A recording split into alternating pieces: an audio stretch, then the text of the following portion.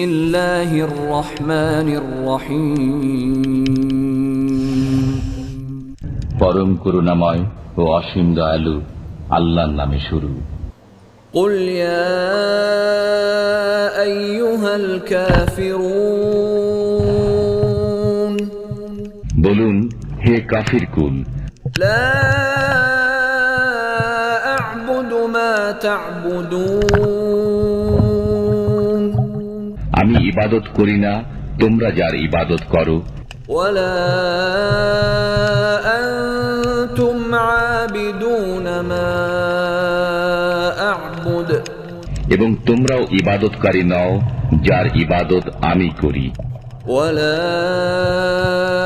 আনা আবিদুম মা আবাদতুম, এবং আমি ইবাদতকারী নই যার ইবাদত তোমরা করো। ওয়ালা